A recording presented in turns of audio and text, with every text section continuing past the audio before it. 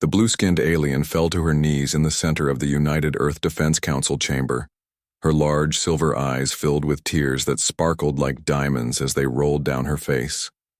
"Please," Ambassador Lyria said, her translator making her voice sound almost musical. "My people are dying. The Kavari will not stop until every Elysian is either dead or enslaved. We have fought for over 100 years, but we cannot win alone." The 50 human representatives sat in stunned silence. First contact had happened just 3 days ago when the Elysian ship appeared near Mars, broadcasting messages of peace and desperation. Admiral William Hayes leaned forward in his seat. His weathered face showed no emotion, but his eyes narrowed slightly. At 62, he had seen more battles than anyone else in the room. "Ambassador, why come to us? We haven't even traveled beyond our own solar system yet." Lyria looked up, her silver eyes meeting his. "We have been watching Earth for decades. Your species fights. You fight each other constantly, but you also survive. You adapt. You never give up."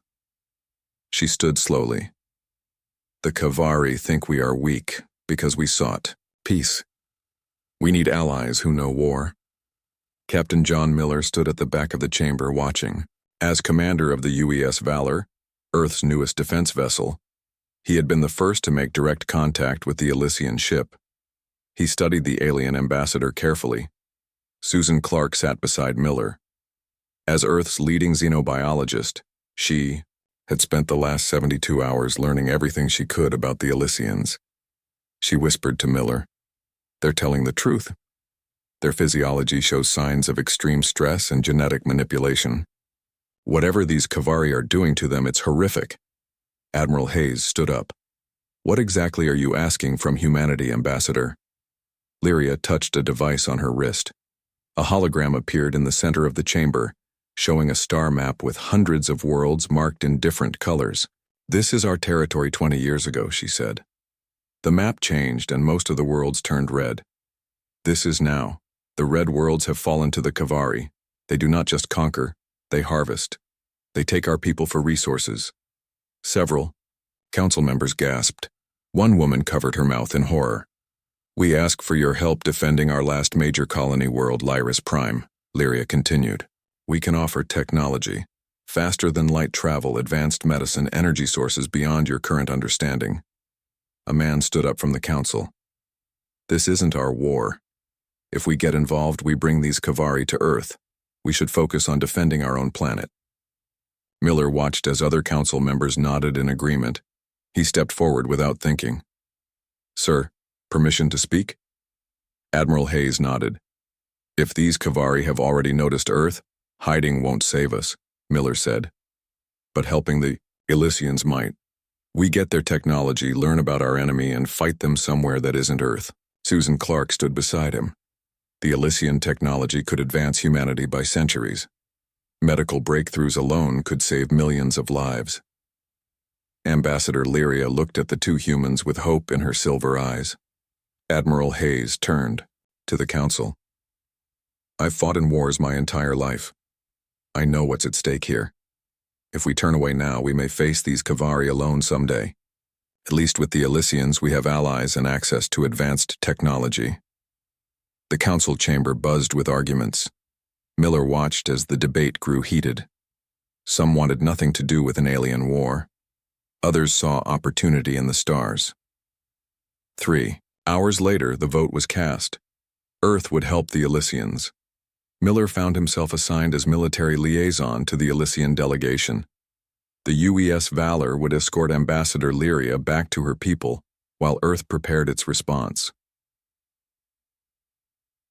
2 weeks later, Miller stood on the bridge of his ship as they prepared to make their first faster-than-light jump using Elysian technology. Susan Clark worked with the alien engineers making final adjustments to the human systems. "Will it work?" Miller asked her quietly. She looked up from her tablet. "It should. The principles are sound, even if the physics makes my head hurt." "Ambassador," Lyria approached them. "Captain Miller, your ship is ready. My people are grateful for Earth's decision." Miller nodded. "We're just getting started, Ambassador. I hope your people understand what it means to have humans as allies." "What do you mean?" she asked. Miller looked out at the stars through the view screen. "Humans don't just fight wars. When we commit to something, we commit completely. You asked for help defending your colony, but humans don't think that way. If we're in this, we're in it to win." Susan Clark added, "There's an old saying on Earth, the best defense is a good offense. We won't just help you hold your ground, we'll help you take back what you've lost." Lyria's expression changed as she processed their words. "You mean, you would help us fight back? Actually push into Kavari territory?" "That's exactly what I mean," Miller said. "You asked for help, but what you're getting is humanity at war, total war." The Elysian ambassador looked troubled. "We have fought for survival, Captain. We never thought victory was possible." Admiral Hayes entered the bridge. "That's the difference between your people and ours, Ambassador. You fight because you have to. We fight to win." As the final preparations were made, Miller watched the Earth growing smaller on the view screen. Humanity was about to enter galactic politics in the most dramatic way possible, through war. Susan Clark joined him by the window. "Do you think we're doing the right thing?" Miller considered her question. "If what the Elysians say is true, these Kavari would have found us eventually. Better to face them on our terms than theirs." The ship's systems hummed as the Elysian drive powered up. The stars on the view screen started to stretch. "All systems ready, Captain," his first officer reported. Miller nodded. "Take us out, Lieutenant." As the UES Valor made its first jump into faster-than-light travel, Miller couldn't help but think of the irony. The peaceful Elysians had sought help from Earth because they saw humanity's capacity for war. They had no idea just how right they were. Within days, the first human vessel would reach Elysian space. Within weeks, Earth would begin producing warships using Elysian technology. And within months, the Kavari Empire would learn a harsh lesson about what it meant to face humanity at war. The Elysians had begged for help. Humanity would bring total war. Word of the Kavari defeat spread quickly. Across Elysian space, refugees who had hidden in fear for generations began to hope again. On Earth, the news of humanity's first victory in space brought a wave of pride and determination. 6 months after the battle at Lyris Prime, the war effort had transformed both worlds. Factories on Earth worked around the clock. Children collected scrap metal. Old enemies became allies in the face of an alien threat. Lieutenant Kate Rogers, now promoted to commander, stood in the new Joint Command Center on Lyris Prime. The room buzzed with activity as humans and Elysians worked side by side. "The Kavari are changing their tactics," she said, pointing to the display. "They're breaking up their fleets into smaller groups, trying to counter our maneuvers." Captain Miller studied the movements. "They're learning, slowly, but learning." Admiral Hayes nodded. "They've never had to adapt before. The Elysians always fought them the same way." Ambassador Lyria approached with Susan Clark. The two had become close friends as they worked to merge human and Elysian technologies. "We've received word from the border worlds," Lyria said. "The Kavari are pulling back from 3 systems. They're consolidating their forces." Hayes smiled grimly. "Good, they're worried."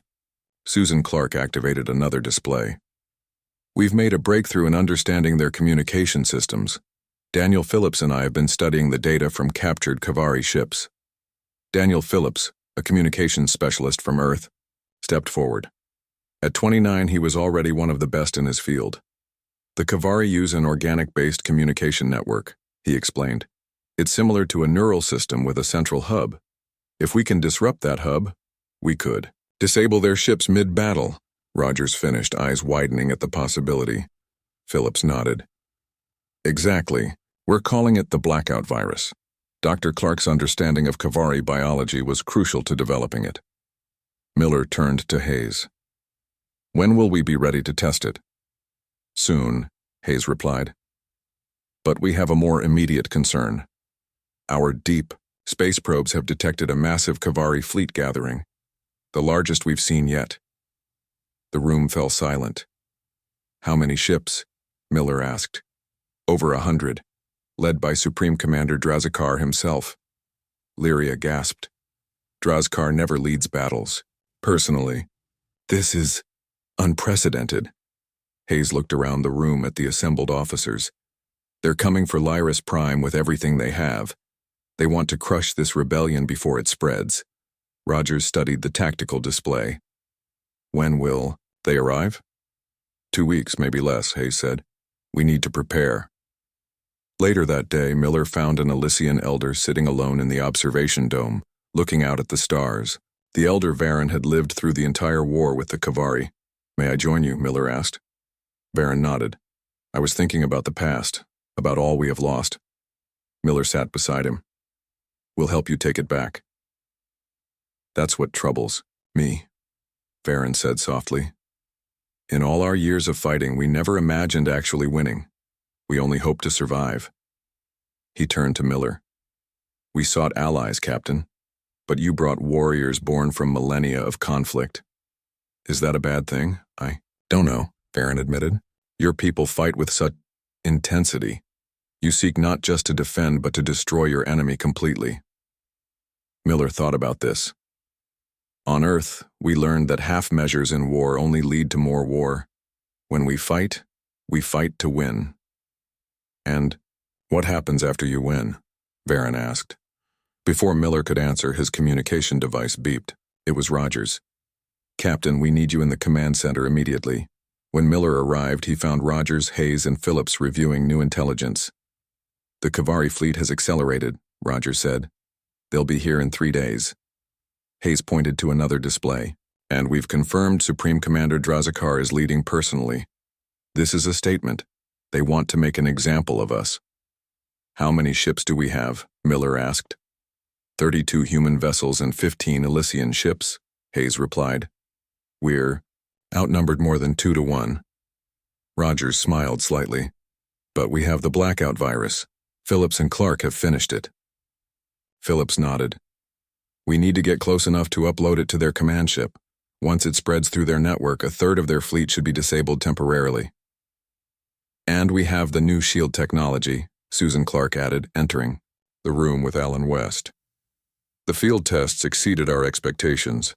West, looking tired but proud, explained, We can now not just reflect their energy weapons back at them, but actually absorb the energy and channel it to our own weapon systems. The more they fire at us, the stronger we get. Admiral Hayes nodded. We'll need every advantage. The next 3 days will determine the future of this war.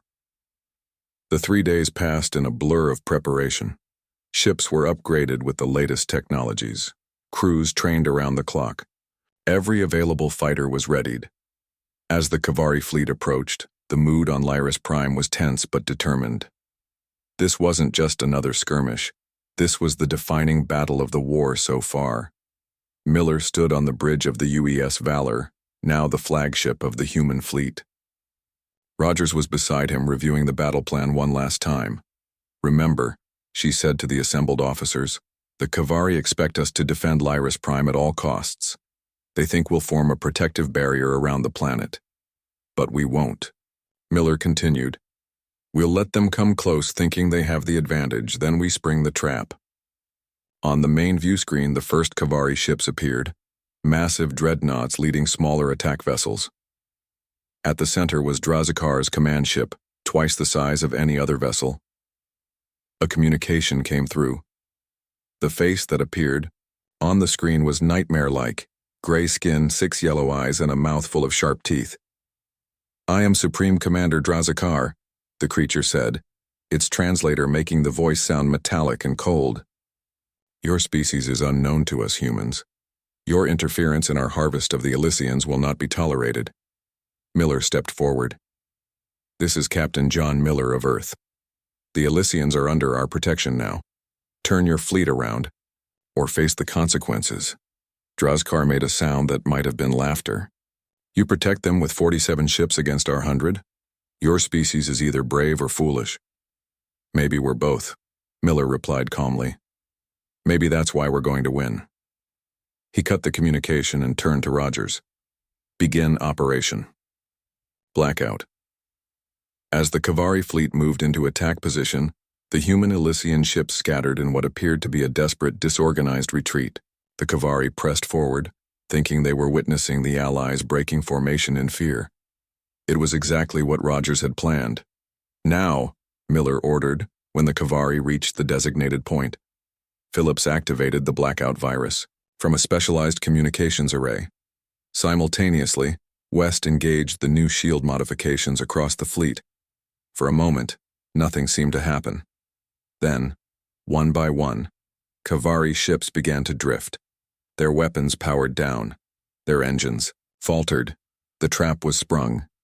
The battle that followed would be remembered for generations. 3 months passed quickly. The UES Valor had made 5 trips between Earth and Elysian space, bringing scientists, military advisors, and diplomatic teams to meet with the alien allies. Captain John Miller stood in a large room filled with holographic displays on Lyris Prime, the last major Elysian colony. Admiral Hayes had put him in charge of coordinating the first joint military operation. "The Kavari always attack in this formation," said Lieutenant Kate Rogers, pointing to a display showing enemy ships arranged in a tight triangle. At 32, Rogers was one of Earth's best tactical officers. "They never change their approach even when it fails," Miller nodded. "They rely on superior numbers and firepower rather than strategy." Ambassador Lyria watched with a mix of hope and worry. "The Kavari have used these tactics for a century. We've never found a way to counter them effectively." Rogers smiled. "That's because you fight defensively. You try to hold position and absorb their attacks." She moved her hands over the display, rearranging the defending ships. "We need to hit them from multiple angles, break their formation, then pick them off in smaller groups." Susan Clark entered the room with an Elysian scientist. Over the past month, she had become the bridge between human and alien scientific teams. "We've completed the modifications to the shield generators," she said. "The Elysian technology is incredible, but they never thought to use it the way we suggested." The Elysian scientist Keelan nodded. "Your species approaches problems differently. You look for ways to turn defense into offense." Miller turned to Lyria. "How long until the Kavari realize we're helping you?" "They already know," she said quietly. "Our spies report they are puzzled by the new ships in our defense fleet. They've never seen human vessels before." Admiral Hayes joined them, his face grim. "Then we need to make our first impression count. Earth's first combat fleet will arrive tomorrow. 10 ships with the new shield modifications and weapon systems." Lyria's silver eyes widened. 10 ships? That's all your world could spare?" Hayes smiled slightly. "Those 10 ships are just the beginning. Earth is mobilizing for full-scale production. Within 6 months, we'll have 50 more ready." 50? Lyria gasped. "But how? Your world doesn't have the resources or facilities for such production." "We're converting every major shipyard on Earth to military production," Hayes explained. "Car factories now make engine parts. Steel mills work around the clock. Even toy companies are manufacturing small components." Miller watched the ambassador's reaction. The Elysians truly didn't understand what it meant when humans committed to war. "That's what total war means, Ambassador," Miller said. "Every part of our society focuses on one goal: victory." Lieutenant Rogers pointed to another display showing Kavari ship movements. "Our intelligence suggests they're planning a major assault on Lyris Prime within the next 2 weeks. They want to finish off the last Elysian stronghold." "Then we'll be ready for them," Hayes said. "Operation First Step begins tomorrow. Miller, your ship will lead the defense fleet." Later that night, Miller found Rogers studying battle records in the command center. "You should get some rest, Lieutenant," he said. Rogers looked up from her work. "I found something interesting, sir. The Kavari have never faced an enemy that changes tactics. In 100 years of war with the Elysians, they've never had to adapt." Miller sat beside her. "And humans change tactics constantly." "Exactly. Earth's military history is full of examples where smaller forces defeated larger ones through surprise and adaptability." She showed him her tactical plan. "If we use these maneuvers, we can confuse them completely." The next morning, the human fleet arrived. 10 sleek warships, each carrying modified Elysian technology alongside human weapon systems. They joined the 5 Elysian defender ships already in orbit around Lyris Prime. Alan West, a civilian engineer from Earth, met with Miller and the Elysian defense team. He had been working with Susan Clark on the shield modifications. The new shields don't just block Kavari weapons, West explained. They can redirect the energy back at the attackers. We tested it on a small scale, and it works perfectly. The Elysian ship commander Terrace shook his head in amazement. We've had this technology for centuries, but we never thought to use it this way. Susan Clark smiled. Humans have a saying, necessity is the mother of invention. We've spent our history finding ways to fight against stronger enemies. A week passed as the joint fleet trained together. The Elysians struggled to adapt to human tactics at first. They were used to holding position, not the aggressive maneuvers Rogers had designed. Miller watched from the bridge of the Valor as the Elysian ships practiced a flanking maneuver for the 5th time. They're getting better, he said to Rogers. They need to be perfect, she replied. The Kavari will be here in... Alarms blared through the ship. A junior officer called out, Captain, Kavari ships detected entering the system. Miller straightened. How many? 30 warships, sir. They're forming attack position. Rogers studied her display. They're early. They must have accelerated. Their plans when they detected our fleet. Miller activated the ship-wide communication system. All hands to battle stations. This is not a drill. He switched to the fleet channel. All ships, take formation beta. Remember the plan. Let them come to us, then break their formation. On the main view screen, the Kavari ships appeared. Massive, ugly vessels that looked like floating fortresses. Their hulls were covered with weapons ports and strange, organic-looking protrusions. They're broadcasting a message, the communications officer reported. Let's hear it, Miller ordered. A harsh, guttural voice filled the bridge. Elysian vermin, you have found new allies. It will not save you. All will be harvested. Ambassador Lyria, who had insisted on staying aboard the Valor, shuddered at the voice. General Zorthal, he has destroyed 12 Elysian worlds personally. Miller nodded to his communications officer. Send our reply. He stood straight and spoke clearly. This is Captain John Miller of the United Earth Defense Force. The people of Earth stand with the Elysians. We demand you withdraw from this system immediately. Harsh laughter came over the channel. Another species to harvest. We will enjoy learning how your kind breaks. The channel closed. The Kavari ships accelerated toward them. All ships, Miller ordered. Execute defense pattern Rogers 1. The human and Elysian ships moved in perfect unison, splitting into 3 groups as the Kavari triangle formation approached. Instead of meeting the enemy head-on, the Allied ships darted around the edges of the formation, firing quick bursts, before moving away. The Kavari ships tried to adjust, but they moved slowly, unused to enemies that wouldn't stand and fight. It's working, Rogers said, watching the enemy formation begin to break apart. Now for Phase 2. Miller nodded. All ships, activate shield modifications and execute attack pattern Delta. For the first time in 100 years of war, the Kavari were confused. Their weapons fired at the human ships only to have the energy absorbed and reflected back at them. Their formation, broken by the quick hit-and-run attacks, left individual ships vulnerable. 2 hours later, the battle was over. 7 Kavari ships had been destroyed. 5 more were disabled. The rest had retreated in disarray. The human Elysian fleet had lost only 1 ship, with 2 others damaged but repairable. As the adrenaline of battle faded, Miller looked at the stunned face of Ambassador Lyria. This is just the beginning, he said quietly. Earth is sending more ships. Next time we won't just defend, we'll take the fight to them. Lyria nodded slowly. We asked for help defending our world. You're bringing us something else entirely. Yes, Miller replied. We're bringing you victory. 1 year after the Elysians first arrived at Earth, the combined fleet approached Kavar, the throne world of the Kavari Empire. The massive armada included 87 human ships and 42 Elysian vessels.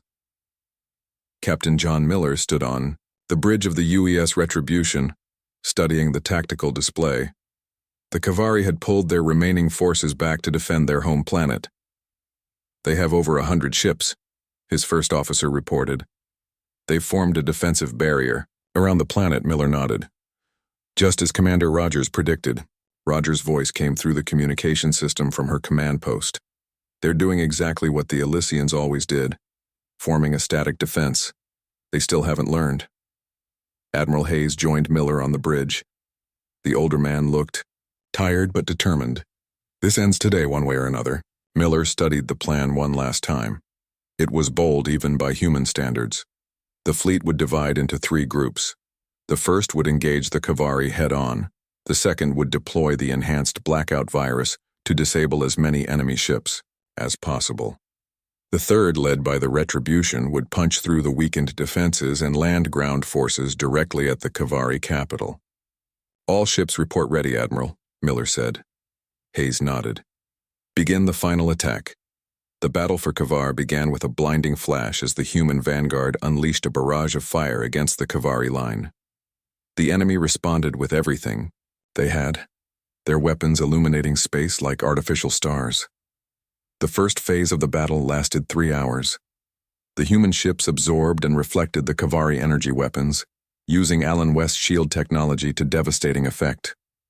Then came Phase 2. Daniel Phillips and Susan Clark had improved the blackout virus. Instead of affecting just communication systems, the new version could shut down entire Kavari ships. Deploying Blackout 2.0, Phillips announced from his station. The effect was immediate. Across the Kavari defense line, ships began to drift. Lights flickered out. Weapons went silent. Now, Captain, Hayes ordered. Miller gave the command. All ships in Group 3 form up. We're going in. The Retribution led 20 ships through the gap in the Kavari defenses. As they approached the planet, Miller could see the Kavari capital, city through the clouds, a sprawling metropolis built of dark metal and strange organic structures. Ground forces ready, sir, his tactical officer reported. Miller took a deep breath. Begin landing operations. Transport ships streaked toward the surface, carrying human and Elysian troops. The Kavari, who had spent centuries terrorizing other species, now faced invasion of their own world. Miller led a command team to the surface once the landing zone was secured. The streets of the Kavari capital were eerily empty. They've retreated to the central fortress, Commander Rogers reported, joining him on the ground. Our forces have them surrounded. Together, they approached the massive structure at the city's center. It towered over everything, its walls covered in strange symbols and what looked like fossilized remains of other species. A communication came through from inside the fortress. The face that appeared on Miller's portable screen was similar to Drazkar's but older, with 8 eyes instead of 6. I am High Lord Vexithal of the Kavari Empire, the creature said. You have violated our sacred world. This sacrilege will not stand. Miller looked at Rogers, then back at the screen. I am Captain John Miller of Earth. Your empire invaded Elysian space first. You harvested their people for 100 years. Now you face the consequences. What do you want, human? Vexthal hissed. Unconditional surrender, Miller replied. All Elysian prisoners released. All Elysian worlds returned. And your weapons technology dismantled. The Kavari leader made a sound like breaking glass. You ask for everything. That's what total war means, Miller said. You have 1 hour to surrender or we take the fortress. The surrender came 47 minutes later. For the first time in their 1,000-year history, the Kavari Empire had been defeated.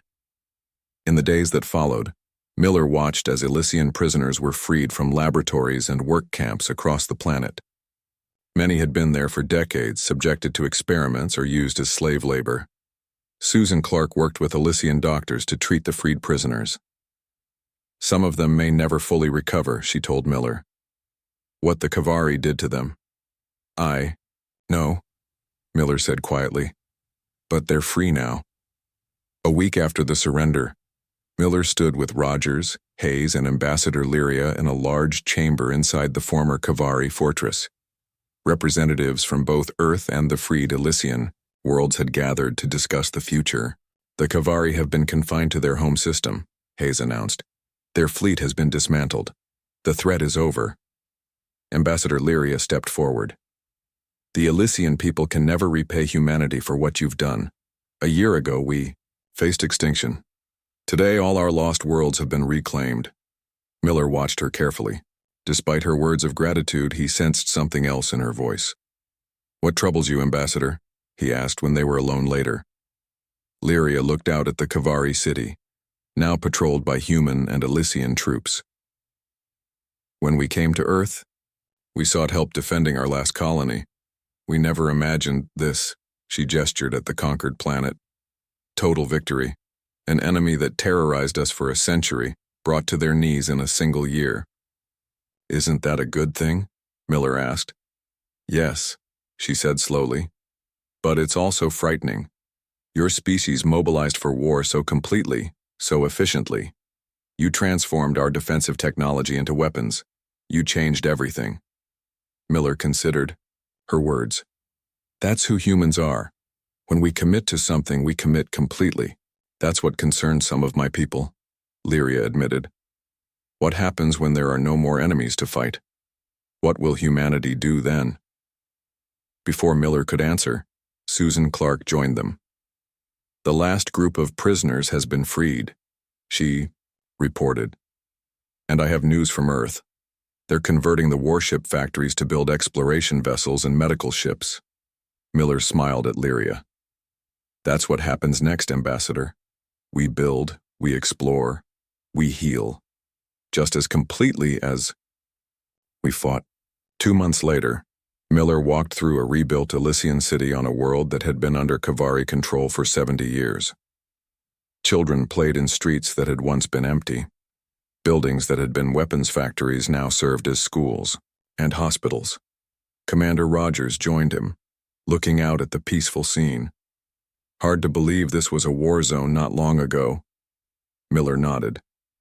The Elysians are resilient. They're already rebuilding. With our help, Rogers added. Earth has committed just as many resources to reconstruction as we did to the war. They watched as a group of human doctors worked alongside Elysian healers, treating those still suffering. From their time under Kavari rule, they asked for our help, Miller said quietly. And now they have it. All of it. Not just our capacity for war, but our capacity for peace. Rogers smiled. That's the thing about humans that the Kavari never understood. We fight completely, but we also build completely. We love completely. Do you think the Elysians understand that now? Miller asked. I think they're beginning to, Rogers replied. They begged for help and humanity brought total war, but now we're bringing total peace. That's who we are. As the twin suns set over the Elysian city, Miller thought about the strange journey that had brought him here, from first contact to final victory in just 1 year. A war that had seemed hopeless, won through human determination and ingenuity. The stars were beginning to appear in the evening sky. Somewhere out there, Earth continued its own transformation, from a single-planet civilization to a species reaching out to the stars. The Elysians had changed forever because they asked humans for help. But perhaps, Miller thought, humanity had changed too. We found allies among the stars. We fought for something bigger than ourselves. And now we would build something together. The battle above Lyris Prime changed everything. As 37 Kavari ships drifted powerless through space, the human Elysian fleet struck with perfect coordination. Rogers' battle plan worked even better than expected. Miller watched from the Bridge of the Valor as Kavari ships tried to regroup, their formations falling apart under the combined attack. Target their command ship, he ordered.